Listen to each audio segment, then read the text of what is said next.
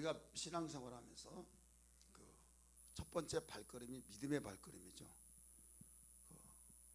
그래서 이 믿음의 출발이 되지 않냐면 헤매는 겁니다. 한번 길을 잘못 들었으면 계속적으로 잘못 들어가는 길로 가다가 방향을 잃어버리면 해가 넘어가죠. 이리는 냄새를 맡고 찾아와서 먹잇감이 되신다 이거죠. 왜 그러냐? 길을 잘못 들어서. 등산했던 사람들이 해가 넘어가 무렵에까지 그 정상적인 길로 내려와서 합류가 되었는데 그렇지 못했을 때는 그런 불상사가 일어나죠. 똑같아요. 우리의 신앙도 그 출발이 있고 진행이 있고 끝이 있는 거예요. 그래서 나는 알파와 오메가다, 시작과 끝이다, 처음과 나중이다 이렇게 말했는데, 갈라디아 교회에게 주님이 바울 사도를 통해서 책망한 것이 3장 1절에서 무슨 말을 했어요? 어리석도다 갈라디아 사람들아, 내가 너에게 십자가에 못 박힌 예수를 밝히 보였거늘 너희를 누가 깨더냐? 너희를 누가 깨더냐? 이렇게 말했어요. 계속 꼬여서 꼬드겨 가지고 거기에 넘어가 버렸다 이거죠. 그러면서 3절에서 보면 너희가 성령으로 시작했다가 육체로 마치려느냐? 이렇게 물어봐요.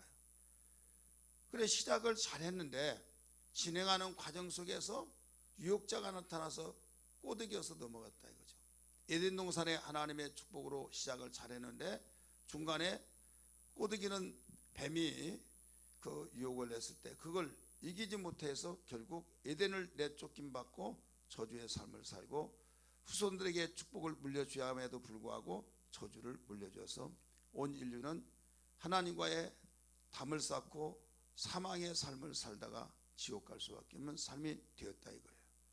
그래, 시작도 참 중요한데 진행이 중요하고 끝까지 중요한 거예요. 그래서 시작만 있다가 끝이 아름답지 못하면 그 결국은 믿지 않은 자와 똑같은 거예요. 예를 들어서 그 곡식을 농사짓는 농부에 대해서 우리 주님이 가르쳐 줬잖아요. 그 알곡과 쭉정이를 가르쳐 주시면서 그 농사질 때 가라지하고 곡식은 분명히 구별이 돼요. 곡식은 곡식, 가라지는 가라지 해서 곡식과 곡식 아닌 잡초나 또 가라지, 이것은 종자 자체가 다른다 이거죠. 종자. 그러면 가라지는 아예 이 불로 태울 수밖에 없는 거예요. 근데 곡식은 태우지 않습니다. 농부가 심혈을 기울여서 지극정성으로 돌보면서 열매를 거두기 위해서 힘을 쓰고 있다 이거죠. 근데 열매를 거두기 위해서 그렇게 힘써서 정성껏 돌보는데 결과적으로 쭉정이가 있고 알곡이 있어요.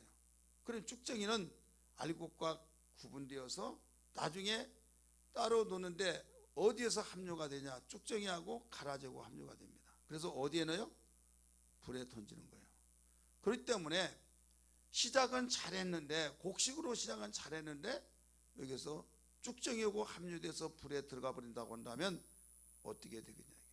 구원파하고 다른 점이 여기에 있는 거예요. 구원파는 시작을 잘했다. 시작 잘했으니까 영원한 하나님의 자녀다. 하나님의 나라 간다 이거예요. 근데 예수님이 가르쳐 준 건 뭡니까? 끝까지 견디는 자가 구원을 얻으리라, 이런 말씀을 하시잖아요.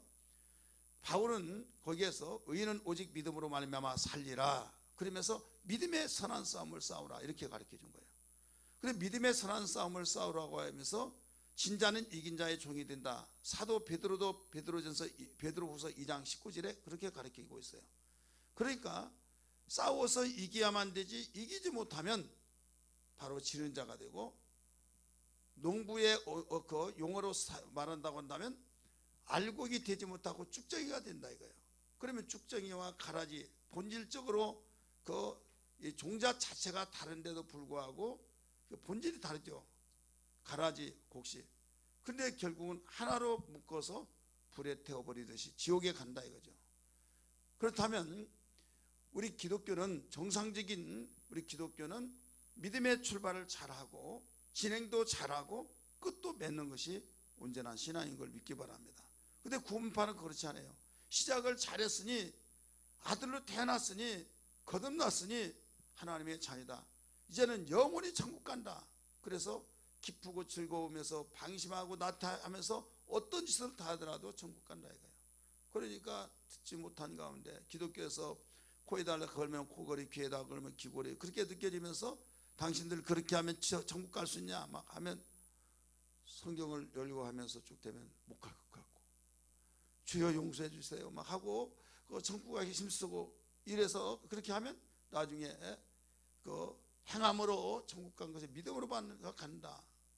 믿지도 못하냐 막 하면서 또 그런 것 같고 막 오락가락 갈팡질팡하고 누구 말을 들을지 모르고 그러다가 구원파가 딱 나타나서 정리 있게 질서정연하게 조리려 이런 논리적으로 이야기하니까 막 뿅 가버린 거죠.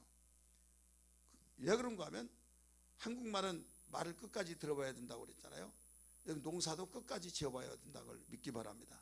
끝에 가서 알고, 처음에는 뭐 어떤 다 나지도 않았지만은 하나가 났는데 가지치고 새끼 쳐서 막 번성해 가지고 또 좀 심어놨더니 모 같은 경우에 어떤 꾀 같은 것을 심었는데 나지 않을 때 죽었을 때 그 남는 사람한테 빌려서 갖다가 심어놓고 이건 지극정성으로 다 그렇게 했더니 거기에서 예년보다 더 많이 거뒀다. 그러면 처음에 아찔했을 거 아니에요. 심은 것이 나지 않을 때 다른 사람은 새파랗게 오죽순처럼 올라오는데 자기 밭은 완전히 빈 땅이다 이거예요. 그거 어떻게 하게 되냐. 이때 거둘 때는 언제보다도 더, 예년보다도 더 몇 배를 더 거뒀다고 한다면 만회한 거야 안 한 거요? 만회한 거예요. 끝에 결과가 이렇게 중요한 거예요. 신앙도 마찬가지예요. 그렇기 때문에 우리는 항상 깨어 있어야 될 줄 믿습니다. 깨어 있지 않으면 안 된다 이거예요. 방심해 버리면 안 된다 이거예요. 우는 사자가 두루 다니며 삼킬 자를 찾고 있나니 믿음에 굳게 서서 저를 대적하라 이렇게 가르쳐 주셨어요. 그래서 신앙은 과거가 아니라 현재라는 걸 믿기 바랍니다. 과거 내가 이렇게 했고 이렇게 했고 하면서 과거의 전력을 쫙 이해하고, 그럼 현재는 어떤 이야기? 최하 수준 과거에 그 좋은 신앙이 있다고 한다면 그때 정도만 되더라도 이게 태고인데, 그리스도의 분량까지 장성을 하고 있는데 그 앞으로 그다음에 쭉 해서 그리스도의 분량까지 올라가야 하잖아요.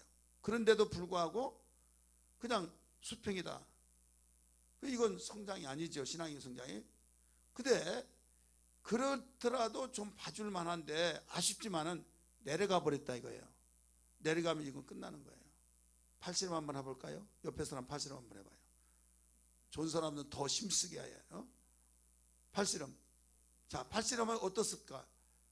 막 서로 막 이래고 발버둥 치고 용소등 치듯이 막 하다가 꺾이면 팍 꺾이잖아요. 거의 내려가는데 다 꺾였는데 막 거기서 일어나서 이긴 사람은 별로 없는 거예요. 정말 그 꺾이기 전까지는 서로 막 사력을 다지만은 이 정도 내려가면 벌써 금방 꺾여져 버린다 이거죠. 그러면 어떨 때가 좋은 때예요? 어떨 때가 좋은 때요? 싸울 때가 좋은 거예요. 막 서로 앉으려고 막 하다가 막 끙끙거리면서 막 하면서 막 조금 하느냐 팍 꺾여버리면 어떠냐.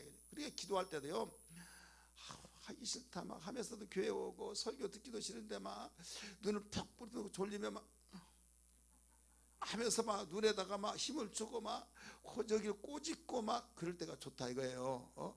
이 소리를 듣나 모르겠어요. 막 잡념이 생기면 이놈의 잡놈아 잡녀나 막 하면서 들게 되면서 막 정신 차리고 그게 좋은데, 아이고 사랑하는 사람의 단잠을 쓴다고 하셨습니다. 아멘 아멘 해버리면 끝나는 거예요. 우리 옆에 분에게 싸울 때가 좋습니다. 어떨 때가 좋아요? 싸워야 될 믿습니다. 싸워야 좋은 거예요. 근데 싸우지 않으니까 내일이 없는 거예요. 자, 경기에서 한 경기 이기고 이길 때만 계속 이기려면 처음에는 축구를 가정해서 본다고 한다면 그 16강 만들면 좋다. 더 이상 우리는 바라지 않는다. 그런데 16강을 통과하고 4강만 하다가 이제 우승까지 바라봐야 안 바라봐요? 그러니까 한 번 이기가 또 이기고 또 이길 때 막 더 꿈이 살아난 거예요. 한 번 이김의 그 탄력에 의해서. 근데 한 번 꺾이면 야 끝났다. 이제 끝나가지고 거기에 경기 일정도 다 채우지 못하고 그냥 되돌아온다게. 그러면 국민들이 막 환영하고 박수 쳐줍니까? 그냥 기사도 나지도 않아요. 그러니까 이기는 자만이 할 말이 있는 거예요. 왜 그건 아는데 우리의 믿음의 신앙, 선한 싸움, 믿음의 싸움에 대해서는 그렇게 관심 없이 그냥 나 잡아주시오, 나 잡아주기라고 하면서 포기해버리냐 이거죠. 이스라엘 백성들이 골리앗 함성의 소리에 의해서 그냥 싸워보지도 않고 벌벌벌 떨고 있었어요. 근데 조그만한 소년이 당돌하게 당차게 할례받지 못한 민족 저 녀석이 감히 할례받는 우리 민족을 모욕해? 이것은 우리 민족이 아니라 하나님이 우리 민족을 선택해서 여기까지 오게 하신 하나님의 이름을 모욕한다 해서 이건 용납할 수 없다. 싸우러 가잖아요. 장군들도 포기하고 싸워보지도 않았습니다. 왕도 벌벌벌 떨었습니다. 선포합니다. 누구든지 골리앗을 이긴 자는 내 사위를 삼으리라. 포상을 내리고 사위를 삼으리라. 포상 받으면 뭔 필요냐? 내가 죽는데. 싸워보지도 않은 거예요. 그런데 아버지의 심부름 가다가 그 소리를 듣고 내가 싸우겠다는 거죠. 마침 누가 싸움을 이기면 왕의 사위감 삼겠다고 하는데 그걸 떠나서 목적은 뭐냐면 할례받지 못한 민족이 어떻게 할례받는 우리 민족을 모욕하느냐. 내가 가리라 하면서 이제 자기가 가겠다고 수소문 끝에 왕이 앞에 섰어요. 네가 싸워서 골리앗을 이길 수 있냐? 네가 간다면 예 가겠습니다. 근데 이건 이길 수 있는 게임이 아니에요. 조그마한 소년이 자기는 체구가 이렇게 큰데요. 너는 안 된다. 충정만을 내가 받겠다. 근데 아닙니다 하면서 막 싸우겠다는 거예요. 무슨 말로 왕을 설득했습니까? 내가 아버지 양을 치는데 곰이 아버지 양을 집어삼킬 때 자기가 쫓아가서 이 주먹으로 아가리를 때려서 거기에 아가리 입을 찢어서 거기서 빼냈습니다. 이건 내가 한 것이 아니라 하나님이 여호와께서 나와 함께 하시기 때문입니다. 내가 여호와의 이름으로 가면 이길 수 있습니다. 막 얼마나 열변을 토하고 막 강하게 그 왕에게 설득했든지 왕이 그래 가라 하면서 대신 내 투구하고 내 칼을 바로 차라. 옷을 입고 투구를 쓰고 칼을 차보니까 칼이 땅에 질질 끄셔요. 머리는 그냥 막 돌아. 소년이니까 이 사울은 신장이 굉장히 큽니다. 그러니까 성경은 뭐라고 해놓은가 하면 그걸 벗어놓고 내게 익숙하지 못함으로 하면서 벗어버려요. 그리고 물맷돌하고 막대기 가지고 가는 거예요. 그러면서 가장 가깝게 골리앗 장군 있는 데까지 접근하잖아요. 전체 싸울 필요 없고 대표로 한 사람씩 보내라. 내가 블레셋의 대표로 남았고 너희 민족에서 한 사람 보내라. 그래서 싸움에서 내가 지면 우리 민족이 너희의 종이 되고 너희가 지면 우리의 민족의 종이 되게 하자. 간단하게 우리 끝내자 이거예요. 아침 저녁으로 막 소리를 지르니까 메아리 쳐서 온 그 왕궁까지 들리면서 벌벌벌 떨고 있을 때 조그만한 소년이 그 나가서 가장 가깝게까지 접근했다 이거죠. 그러니까 이 골리앗은 어떻습니까? 너무나도 황당하면서도 분이 난 거예요. 아니 나를 뭘로 봤길래 조그만한 녀석을 보내면서 나를 소문은 막대기 같은 것으로 가지고 오면서 뭐 창이나 가지고 막 무장하고 왔으면 또 몰라요. 그런데 막대기 하나 가지고 오면서 나를 소나 개로 봤냐? 내가 네 목을 잘라서 던져버리고 새 밥이 되게 하겠다. 들의 짐승의 밥이 되게 하겠다. 그러니까 뭐라고 했습니까? 한번 그렇게 해봐라. 내가 너를 그렇게 하리라 하면서 나는 만군의 여호와의 이름으로 가노라 하면서 더 가까이 가면서 호주머니에 돌을 대면서 막대기다 놓고 팍 돌립니다. 들으면 어떤 사람에게 막혀요? 골리앗 장군이 빵 하고. 근데 골리앗 장군은 전체 투구를 쓰고 갑옷을 입어서 보이는 것은 뭔 말이냐면 여기만 있는 거예요. 하필이면 여기 맞아요. 여기 맞을 수도 있고 여기 맞을 수 있어요. 근데 안 죽죠. 그러면 여기만 열릴 때 눈까지 가리면 싸움을 하지 못하니까 여기만 열어놨는데 여기가 맞았다 이거죠. 자, 누가 거기에 맞게 하셨어요? 하나님 맞게 하신 거예요. 그래서 소리만 요란했지 한 방에 끝나버렸다 이거죠. 5개 준비했지만 5개가 사용도 안 했어요. 자, 골리앗 장군이 왜 분이 났습니까? 바로 무장을 철저히 하고 나왔으면 덜하겠는데 나를 어떻게 봤길래 막대기 하나 가지고 왔느냐 이거죠. 자, 그는 막대기로 봤지만은 그들이 알지 못한 무기가 있다는 걸 믿기 바랍니다. 이게 믿음의 무기예요.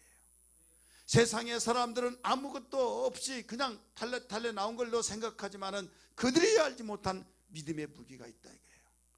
담대하면서부터 시작해서 그동안 익숙한 그 무기가 철저하게 훈련된 무기인데 이것은 1차적으로 바로 물매를 통해서 아버지 양을 집어삼키는 곰이든지 사자든지 쓰러뜨리고 난 뒤에 가서 아가리를 찢어서 그걸 끄집어낸 그 훈련이 하루 이틀이 아니라 평상시에 사용했다 이 말입니다. 마찬가지예요. 여러분 기도를 왜 안 되냐? 기도는 하루아침에 된 것이 아니에요. 기도 익숙한 무기란 걸 믿기 바랍니다. 믿는 것도 하루아침에 된 것이라 여러분 평상시에 믿음의 아름다운 계속 쌓아나가야 될 줄 믿습니다. 헌신도 하나님을 가까이 한 것도 모두 마찬가지예요. 그렇기 때문에 우리는 신앙생활이 그냥 하루아침에 얼렁뚱땅해서 되어진 것이 아니라 철저하게 보이지 않는 것 같지만은 바로 계속 올라가다가 어떨 때는 올라가지 않고 멈춰있는 것까지 그때는 다져진 것이라는 걸 믿기 바랍니다. 따라서 합시다. 다져진다. 계속 흙을 파올리다가 나중에 또 다지고 다져서 또 올리고 또 다지고 그 다지는 것이 뭐냐? 연단이에요. 때로는 힘들고 고난과 역경과 힘들어서 왜 이런가 저런가 한번 보세요. 땅을 이제 막 이렇게 파놓으면 엉성하잖아요. 그냥 다진다고 해서 이렇게 살짝 한 것이 아니라 기계 갖다가 막 롤러 막 해서 거기다가 설치 들어가면 덜덜덜덜 하면서 땅이 얼마나 진동하죠. 이 건물진데 옆에 기초파든지 그 기계 갖다가 막 덜덜덜덜 하니까 어디까지 흔들리냐? 우리 방까지 흔들리고 저 앞에까지 다 흔들리더라고요. 왜? 그렇게 막 다진다 이거죠. 그러면 그 다진 것이 우리의 삶 속에서 그 다질 때 얼마나 신음하고 아프고 고통소리 신음소리가 나겠느냐 이거예요. 고통 아픔이 여기에서 저주같이 불행같이 느끼겠지만은 이건 하나님이 나를 다지시고 있다는 걸 한다고 한다면 감사로 전환시켜야 될 줄 믿습니다. 고난받는 것이 나의 유익이라 이로써 내가 하나님의 율례를 배웠나이다 라고 말씀했듯이 오늘 우리는 하나님의 기쁘신 뜻 세상이 알지 못한 비밀을 가지고 있다는 것을 알아야 될 줄 믿기 바랍니다. 이 모든 믿음에서부터 우러나오고 있다 이거죠. 그래서 믿음에는 3요소가 있는 거예요. 그냥 믿음이 되어진 것이 아니라 따라서 합시다. 믿음의 3요소.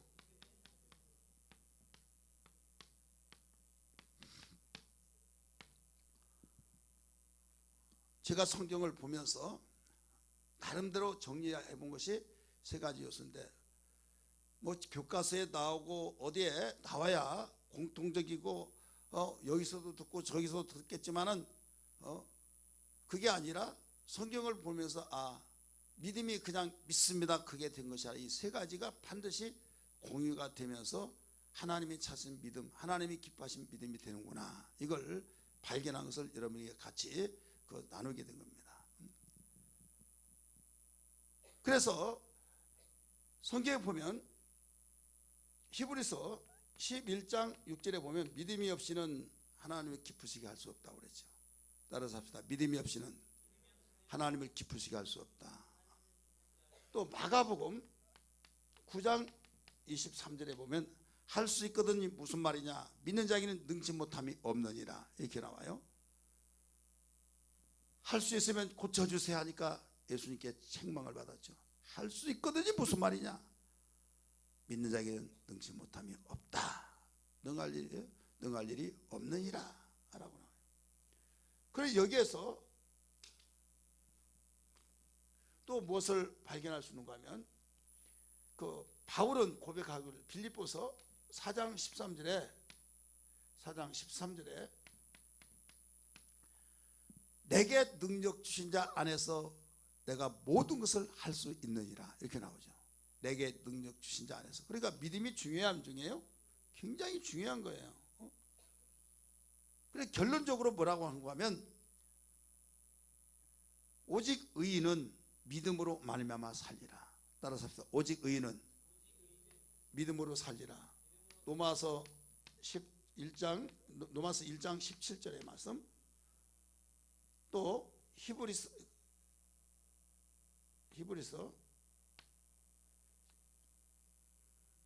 갈라디아 먼저 봅시다. 갈라디아 3장 11절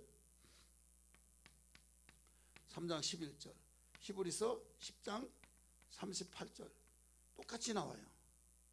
이 말은 어디에서 인용을 했냐면 하박국 아시죠?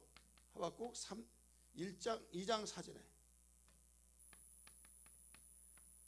2장 4절을 로마서에서도 인용하고 갈라디아서도 인용하고 히브리에서도 인용을 했어요.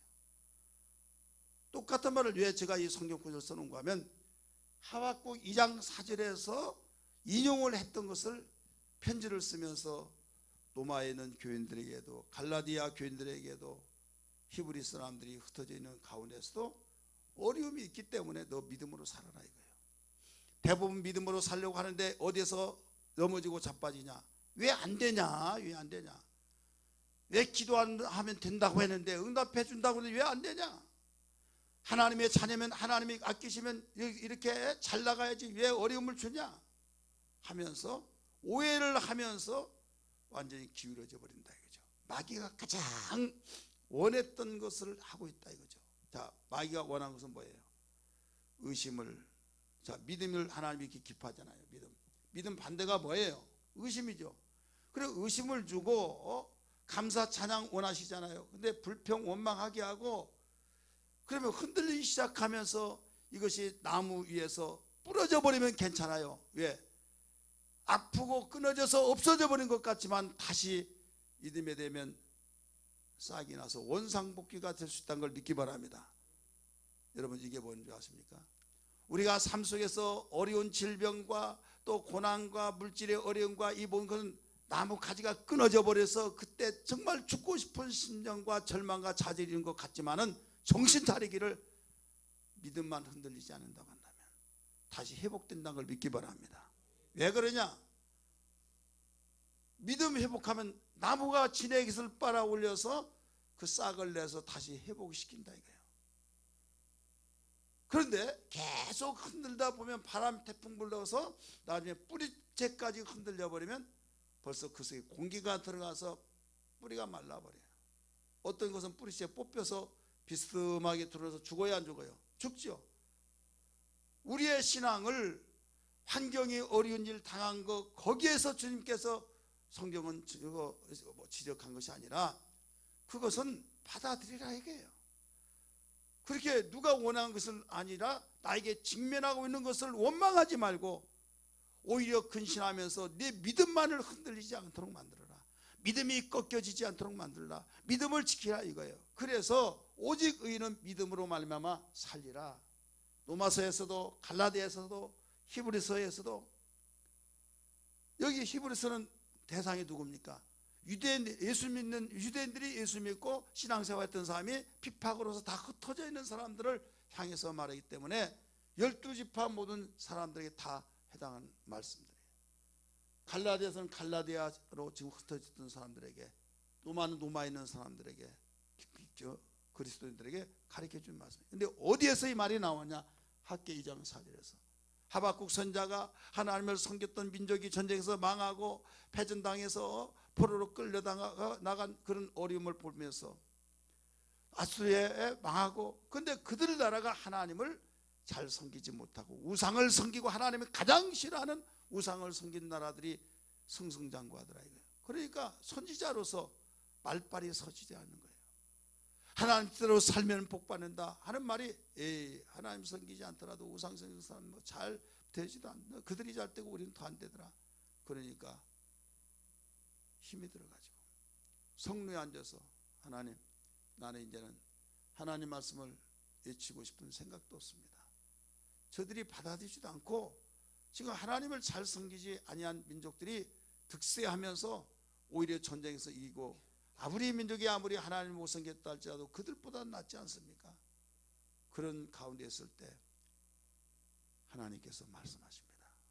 하박국아, 너는 내가 말한 대로 큰 이정표를 준비하라. 이정표, 피켓을 준비하는 거예요. 그러면서 달려가면서도 볼 수 있을 정도로 큰 이정표를 준비해서 내가 말한 것을 받았어라. 그 내용이 오직 의인은 믿음으로 말미암아 살리라, 이 말을 쓰라는 거예요. 그 말을 듣는 순간에 머리에서 탁 한 대 쳐서 막 완전히 정신 바짝 나듯이 마음속에 팍 심어져 버린 거예요. 왜 그렇습니까? 내가 한번 약속했으면 약속대로 믿고 살아라 이거예요. 근데 현실에 의해서 이러쿵저러쿵 그것 때문에 넘어가거나 그것 때문에 흔들지 말거라 이거예요. 깨달아지면 아멘 하시기 바랍니다. 예수 믿으면 하나님의 복된 자라는 걸 믿으시길 바랍니다. 어떤 사람이 자식에게 생선 달라고 하면 돌멩이 주고 그럴 사람이 있느냐 이게요. 바로 아버지는, 부모는 자식에게 더 좋은 걸 줄 줄 알거든 하물며 하늘에 계신 너희 천부께서 더 좋은 걸 주지 않겠느냐 말씀하셨어요. 오른손 불 꽂으시고 하나님은 나의 영의 아버지시다. 시작. 하나님 나의 영의 아버지시다. 하나님 나의 영의 아버지시다. 하나님은 나의 영의 아버지시다. 할렐루야. 그러면 나를 절대로 이 경에서 팽이치고 죽으라고 짓밟으시는 분이 아니란 걸 믿기 바랍니다. 죽을 것 같지만 나의 아버지는 그걸 다 아시고 끄집어낼 능력이 있기 때문에 끄집어내는 거예요. 사자굴 속에 던져지기까지 우리가 생각할 때는 던지려고 할 때 그냥 거기에 들어가지 않도록 놓았던 그때 막아내 주시면 얼마나 좋겠습니까? 그러나 던져지더라도 놓았었어요. 그러니까 완전히 버려진 것 같았죠. 그러나 그때부터 던짐을 받고 그 순간부터 더 일을 하신 것을 믿기 바랍니다.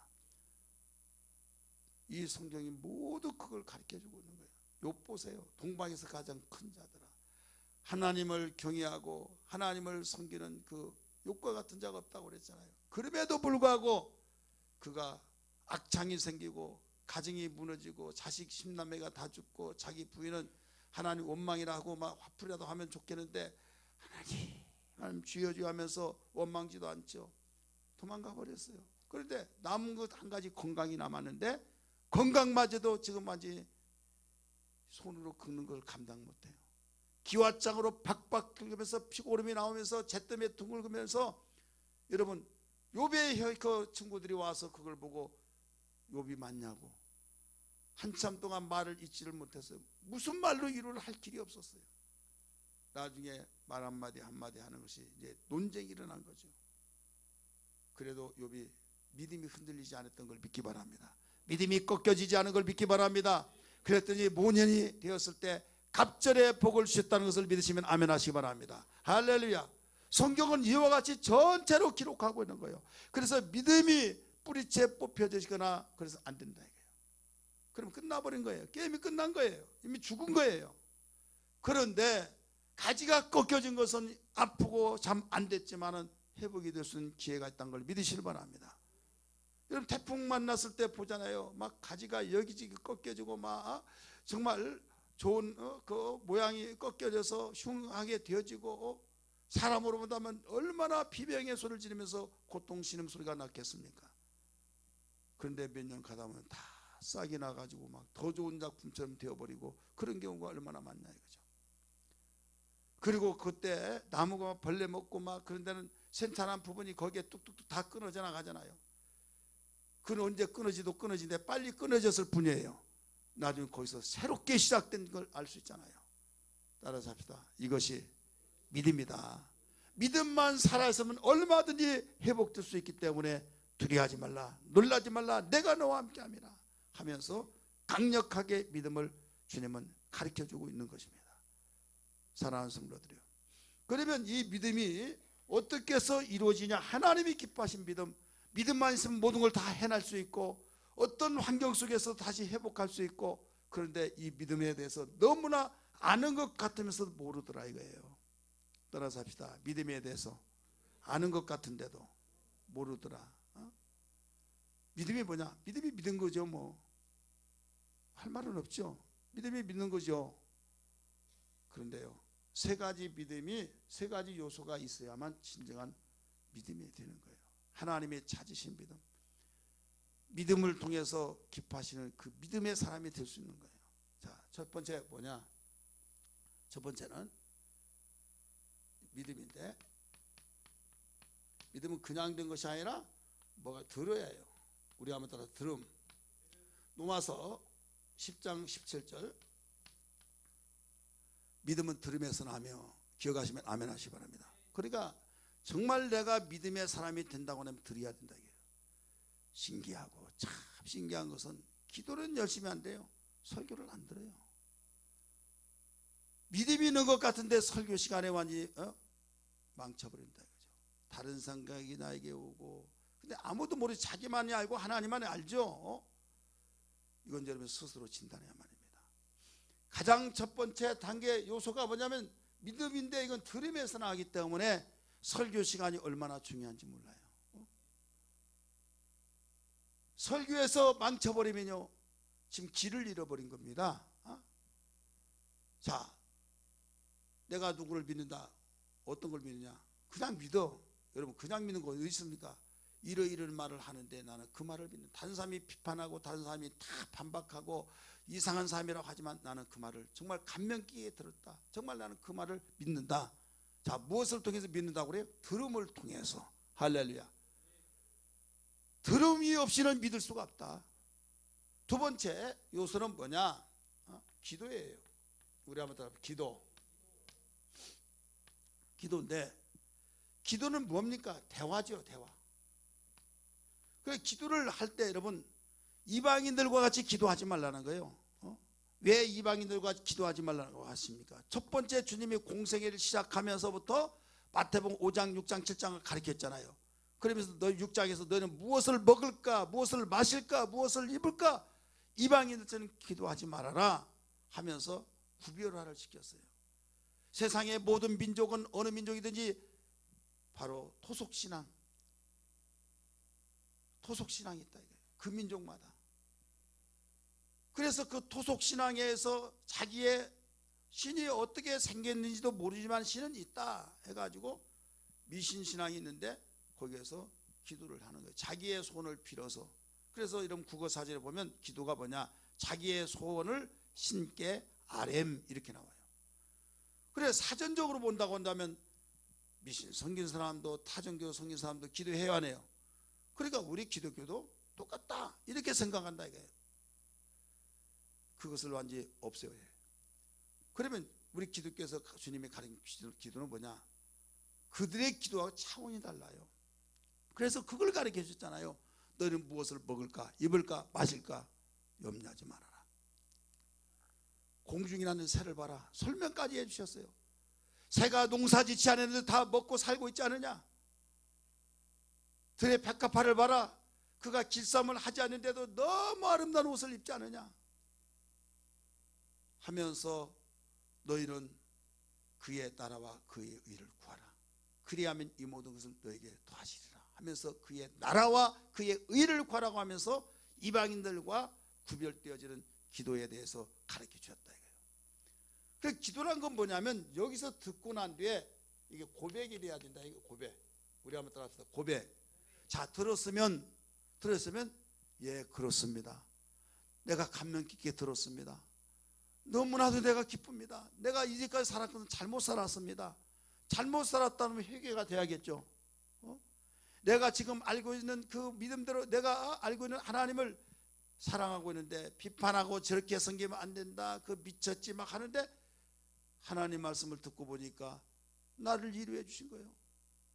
네가 맞다, 너 그렇게 섬겨야 된다, 그런 말을 듣고 볼 때 너무나 눈물이 막 울컥하면서 확 가슴이 뜨거워진 거예요. 왜? 다른 사람은 나를 다 이상하게 여기고 미쳤다고 하니 이렇게 저렇게 말하는데 오늘 대화를 통해서 비춰보니까 주님께서 나에게 가르쳐준 그 내가 말씀 들어보니까 너무나도 내가 정상이다 이거예요. 그러니까 위로가 되겠어요, 안 되겠어요? 위로가 되죠. 위로가 되다가 보니까 이게 뭐냐? 바로 진정한 대화가 되는 거예요. 이게 기도예요. 그래서 주님이 하신 말씀을 듣고 말씀에 의해서 기도하라 이 말이에요. 근데 듣지 못하고 어떻게 기도합니까? 듣지 못하고 기도하다가 보니까 이방인들이 기도한 거 똑같다 이거예요. 자, 이방인들이 사업 잘 되게 달라고 절간에 가서 빌어야 안 빌어요? 자, 수능 볼 때 100일 동안 가서 기도해야 해요, 안 해요? 기도한다 이거죠. 그래서 기독교에서도 우리도 100일 작정 기도, 저는 굉장히 그게 못마땅하게 얘기해요. 왜? 그럼 꼭 100일 만에 하느냐 이거죠. 그래, 세상의 사람들이 무속신앙 생활 속에서 미신적인 그런 것을 깔아놓고 기도를 하다 보니까 주님이 가르쳐준 기도가 아니라 그냥 일반적인 기도와 똑같아서 안 되면 왜 안 되냐고 실망하고 시험 들어버린다 이거죠. 우리는 주님이 가르쳐준 것을, 그래서 너희는 이렇게 기도하라. 하늘에 계신 우리 아버지요, 기도의 공식입니다. 기도의 패턴입니다. 그 안에서 공식을 가지고 적용시켜서 기도하라는 겁니다. 믿으시길 바랍니다. 그러니까 절대로 기도는 듣지 않냐고는 여러분 대화가 안 돼. 나 혼자 시부렁시부렁 하면 미쳤다고 하지 여러분 대화라고 해요? 그러지 마. 응, 알았어. 아유, 오늘 너 더워. 저 사람 왜 그래? 시부렁시부렁한다. 이렇게 된 거 아니야? 여러분 그렇게 생각할 거 아니에요? 주거니 받거니 주거니 받거니, 이게 대화예요.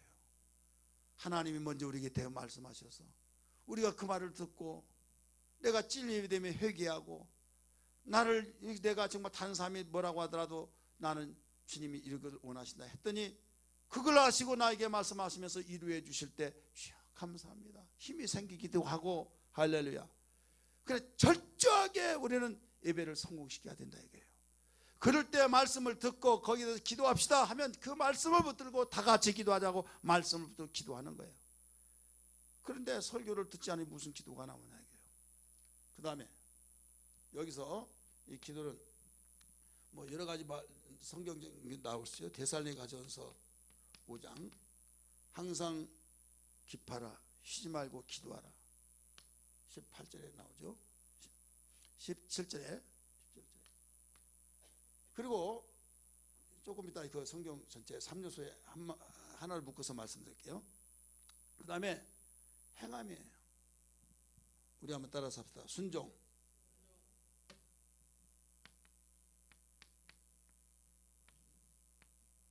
순종이 바로 믿음의 3요소 중에 마지막 세 번째입니다. 자, 여기에서 고백을 해서 말씀 듣고 가라, 이렇게 하라, 기도하라. 그러면 예 하고 믿음만큼 행하는 겁니다. 따라서 합시다. 믿음만큼 행하는 것이다. 믿음만큼 행하는 것인데, 이 행함이 없으면 믿음이 죽었다 이렇게 가르쳐 줬어요. 여기 행함, 우리 성경 말씀 보면 야고보서 2장 17절 26절 가르쳐 주고 있잖아요. 너희가 믿느라고 행함이 없으면 그 자체가 죽었다. 26절 영혼이 없는 몸이 죽은 것처럼 행함이 없으면 믿어 죽었느니라. 그래, 22절에 뭐라고 나와요? 22절에 거기서 하신 말씀이, 너희가 행함이란 것은 믿음을 온전케 한다. 따라서 합시다. 믿음을 온전케 한다. 행함이 없는 믿음은 죽었다는 거예요. 이렇게 되어질 때 이게 바로 하나님이 찾으시는 믿음, 기뻐하신 믿음의 사람이 된다 이거예요. 믿으시길 바랍니다. 그런데 나는 믿었는데 안 돼. 한번 보세요. 믿기는 믿었는데 기도도 안 해. 무슨 믿음이에요? 믿었으면 기도해요. 근데 기도까지 또 했어요. 근데 순종도 안 해요. 자기 고집과 아집과 나는 그렇게 안 해. 실컷 기도해놓고 불평 원망하고 막 행하지도 않고 그렇다 이거죠. 이 지킴이 순종이 뭔 줄 아십니까? 바로 사랑이에요. 사랑. 그래서 믿음은요, 사랑의 이 완성입니다. 따라합시다. 사랑의 완성은 믿음이다. 온전한 사랑은요, 그래서 믿음과 바로 사랑은 하나이면서도 둘이 되고 둘이 되면서도 하나가 돼요. 믿음의 완성은 사랑이다. 자, 그러나 성경 보세요. 여기는 요한복음 14장 15절, 너희가 나를 사랑하면 나의 계명을 뭐라고 했어요? 지키느니라. 한번 따라서 나의 계명을 지키느니라. 너희가 나를 사랑하면 나의 계명을 지키느니라. 또 요한일서 2장 3절부터 6절까지 다 한번 찾아봅니다. 요한일서 2장 3절부터 6절까지 시작. 우리가 그 계명을 지키면 이로써 우리가 그를 아는 줄을 알 것이요, 그를 아노라 하고 그의 계명을 지키지 아니하는 자는 거짓말하는 자요 진리가 그 속에 있지 아니하되, 누구든지 그의 말씀을 지키는 자는 하나님의 뭐라고 써요? 사랑이 참으로 그 속에 온전하게 되나니 이로써 우리가 그의 안에 있는 줄을 아노라. 6절, 그의 안에 산다고 하는 자는 그가 행하시는 대로 자기도 행할지니라. 아멘. 오늘날 기독교에서 믿어라 믿어라, 믿으면 능치 못함이 없다 강조를 그렇게 많이 했는데도 불구하고 자기는 믿은 것 같은데 조금 더 의심하지 않아요. 하나님이 알고 나를 안다, 나는 진실하게 믿었다, 의심하지 않았다 이거죠. 근데 믿음의 3요소를 모르니까 이런 문제가 생겨요. 그래서 이 말씀을 3요소에 대해서 잘 가르쳐 준 말씀이 요한복음 14장 12절부터 여기 16절까지 15절까지 잘 가르쳐 줬어요. 우리 같이 한번 보세요. 다 찾으세요. 내가 진실을 강조하고 있죠. 너에게 이르노니 나를 믿는 자는, 자, 나를 믿는 자는 뭐라고 그랬어요? 내가 하는 일을 그도 할 것이요 또한 그도 다 큰 일을 그보다 큰 일을 하리니 이는 내가 아버지가 감이라. 그래 믿음의 결과까지 가르쳐 줬어요. 그 다음 13절 보세요. 너희가 내 이름으로 무엇을 구하든지 내가 행하리니. 자, 기도 나와야 안 나와요? 나오죠. 13절에 기도 나오잖아요. 지금 무엇이든지 하면 앞뒤를 다 잘라버리고 무엇이든지 기도하면 다 들어준다 해서 기도는 안 되다 시험 든다 이거죠. 지금 12절에서 나를 믿는 자는 하면서 믿음에 대해서 강조하고 있어요. 그러면서 13절에서 기도가 나올 때 이 믿음에 대한 것을 가르쳐서 기도하는 거예요. 그 다음 14절까지 계속 가고 있습니다. 내 이름으로 무엇이든지 내게 구하면 내가 행하리라. 아멘. 그 다음에 15절 보세요. 시작. 너희가 나를 사랑하면 나의 계명을 지키리라. 아멘. 이게 나와야 안 나와요? 이게 나오잖아요. 순종. 그래서 사랑은 믿음은 사랑의 완성이다 이게요. 따라서 합시다. 믿음은 사랑의 완성이다.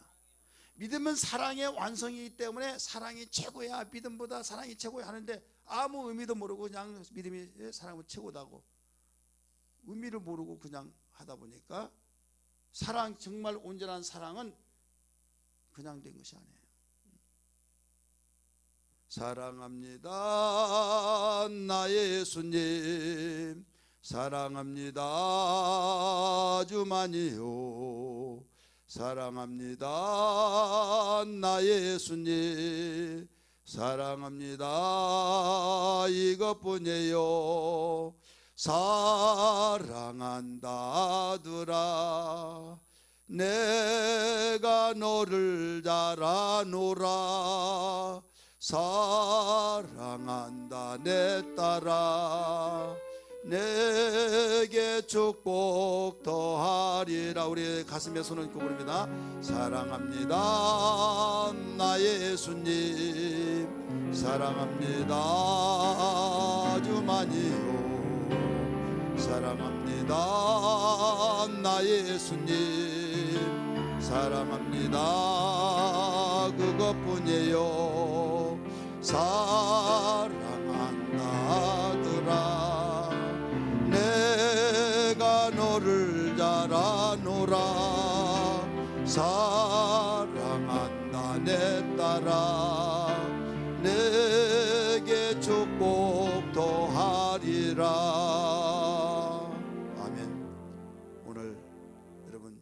믿음과 사랑을 확실히 알아서 하나님이 받으시는 믿음, 내가 진실로 진실로 너에게 이르노니 나를 믿는 자는 그도 할 것이요 이보다 큰 일을 하리라 라고 하시면서 확실하게 약속을 하셨잖아요.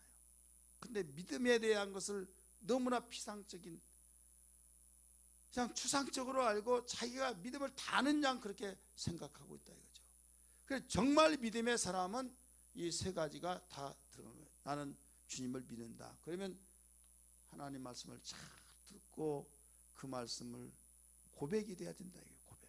잘못한 것에 대해서 회개에 대한 고백이 되고, 또 다른 사람이 뭐라고 핍박을 하더라도 주님이 인정하시면 위로를 받고 소망을 가지고, 할렐루야. 또 내가 알지 못한 것을 깨달았으면 주님 감사합니다, 내가 깨달았습니다, 내가 순종하겠습니다, 이런 고백이 돼야 될 줄 믿습니다.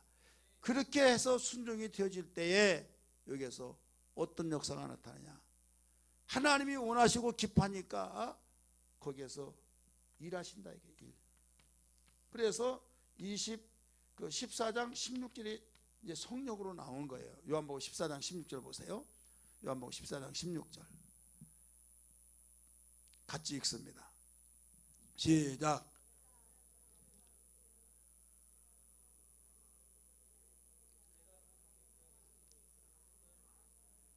아멘. 이게 연결되어진 겁니다. 내가 아버지께 구하겠으니 그가 또 다른 보혜사를 너에게 주사 영원토록 너희와 함께 있게 하리니 하면서부터 쭉 예전하는 거예요. 성령의 역사가 있기를 원하고 원하지만 믿음이 되어지지 않아요.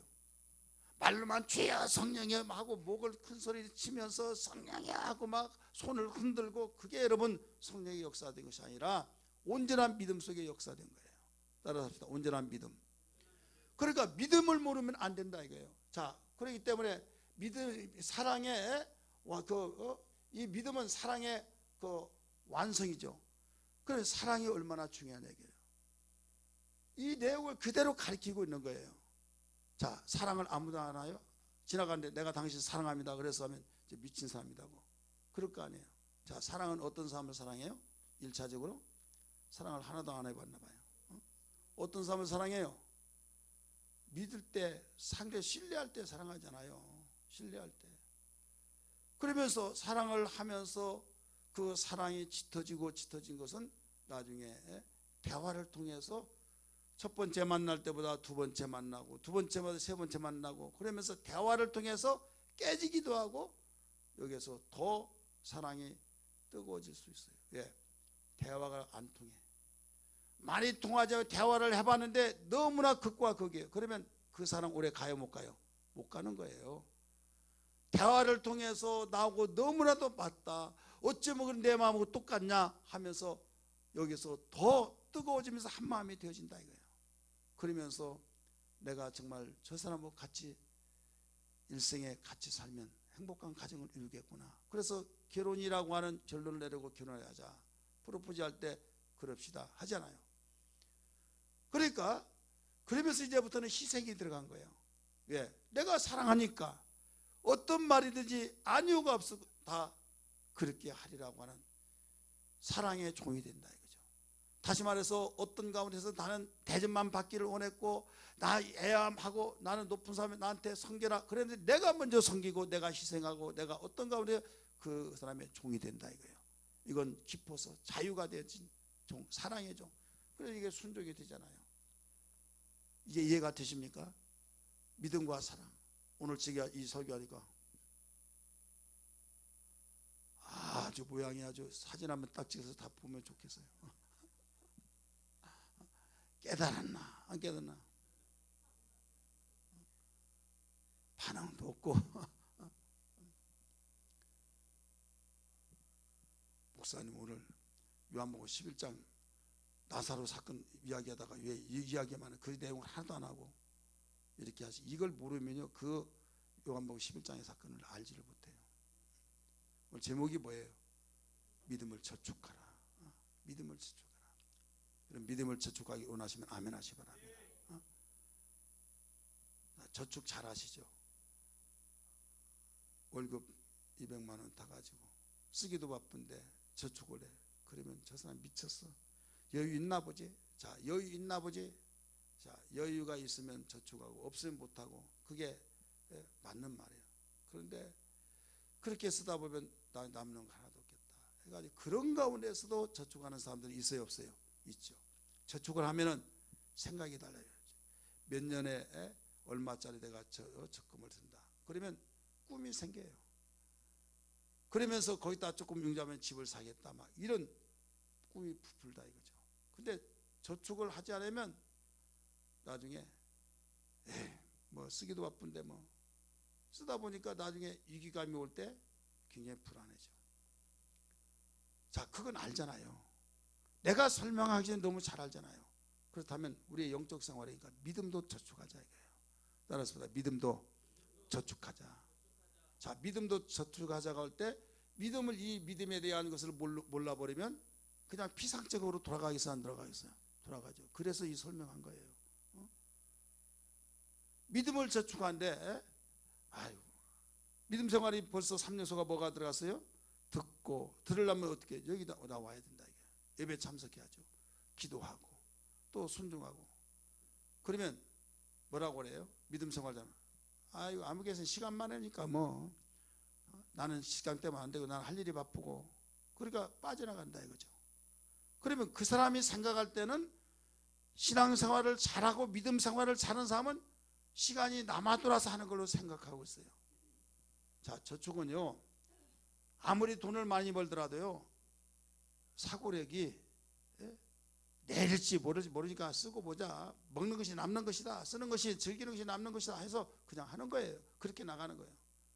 그런데 이러다가는 우리 장래가 없다 해서 아무리 어렵더라도 사고력이 저축을 해야 된다 하면서 저축을 하게 된 것처럼, 시간이 남아돌아서 믿음 생활을 잘한 것이 아니라 시간이 없는 가운데 시간을 내는 겁니다. 시간을 내서 예배 참석하고 기도하고 우리가 그 말씀을 순종하고, 이게 저축해 나가는 거예요.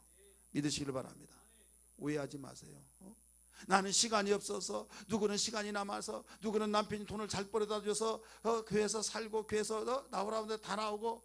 여러분, 똑같은 시간에 나는 직장생활에서 나올 수 없다고 한다면 정말로 교회 나와서 시간에 기도하고, 아 나는 피곤해서, 그러면 그 사람은 안 피곤합니까?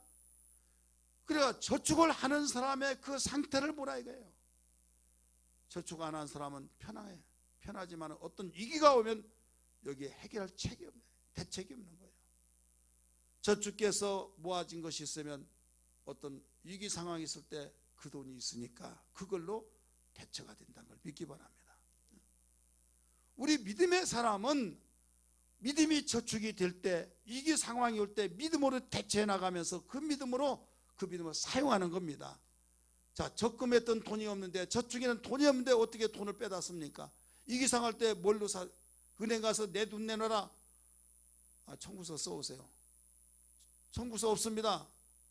그러면 끝난 겁니다. 그래도 달라고 하면 이건 억지죠. 나중에 공무집행 방해죄로 아주 영창 가는 거예요. 무조건 이 돈이 다 내 돈이지 뭐. 이건 억지 말도 되지 않은 소리예요. 하나님 주신다고 해서 다 주세요. 그러니까 기도하라고 했으니까 나 기도합니다.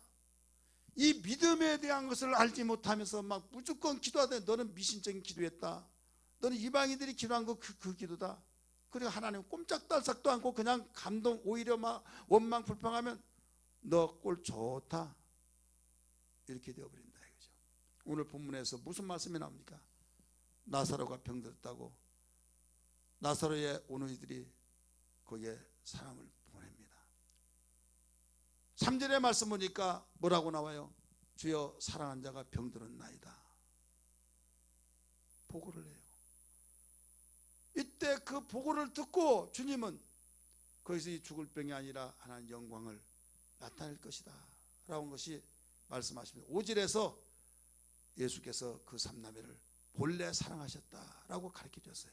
같이 읽읍시다. 시작. 예수께서 본래 마르다와 그 동생과 나사로를 사랑하시더니, 본래 사랑하시더니, 본래는 그냥 아니라 평상시에 사랑의 관계를 가지고 유지하면서 사랑해왔다 이거예요. 믿으시길 바랍니다. 그래서 평상시에 우리는 사랑하는 것은 믿음을 저축한 것이다 이거예요. 믿으시길 바랍니다.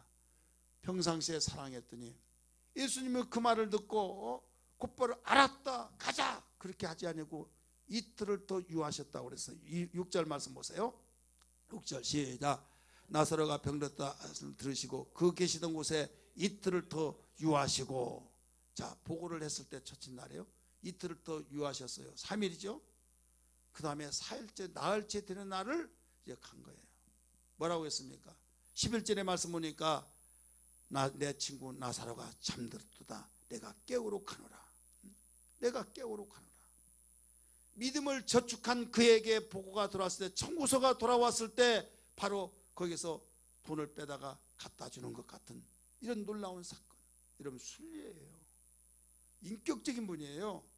믿음도 없이 그냥 막 칼내놓고 돈 내는 강도지. 오늘날 강도짓 얼마나 많이 하는지 몰라요. 우리 믿는 사람들이. 자기는 강도조차 몰라. 내가 강도인지도 몰라요. 아니 청구서 쓰고 합리적으로 저축한 것을 달라고 해야 하는데 무조건 달라고 안 주면 얘 안 주냐고 하면서 깽판 부린 강도짓. 좀 듣기에 좀 거북합니까? 내가 강도짓 기도는 안 했는가 한번 생각해 보라야죠. 그래서 내 백성이 무지함으로 망하느라 가르쳐 준 거예요. 하나님 주기를 좋아하시고 주기를 좋아하셔서 독생자까지 내어주신 분이 여러분 우리의 기도를 어떤 기도를 안 들어주겠느냐 이거죠. 무조건 그냥 미신성기도 기도하고 칼 가지고 내 돈 내놓으라고 하면서 막 말도 되지 않은 소리를 하듯이 주여 이렇게 해주세요 이렇게 해주세요 막 하면서 당신은 모든 걸 다 주신다고 했지 않습니까?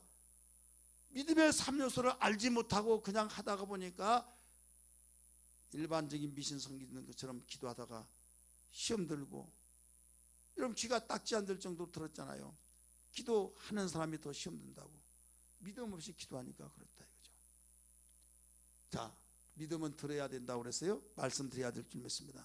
그러면 빠져야 안 빠져요? 교회? 설교 시간 잘 들어야 안 들어요? 들어야만 됩니다. 듣지 않으면 기도가 될 수가 없어요. 자, 이 기도에 대한 고백이에요. 들었던 내용에 대해서 내가 진리의 믿음에 회개하고 내가 알지 못한 건 감사하면서 내가 확신 가지고 내가 왜 그걸 못했던가, 단삼에 알아주지 못하고 오해하고 핍박받았는데 내 나에 대해서 이루했을 때는 이루해가 되고 힘이 되어지고, 여러분 얼마나 우리 기도 속에서 새 힘이 나오지 않습니까?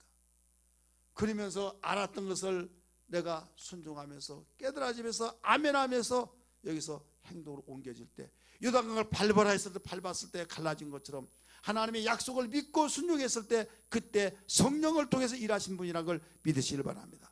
그래야 하나님은 사랑하시다고 하는 것을 완전히 고백하면서 사랑의 완성판이 온전한 믿음이다 이거예요.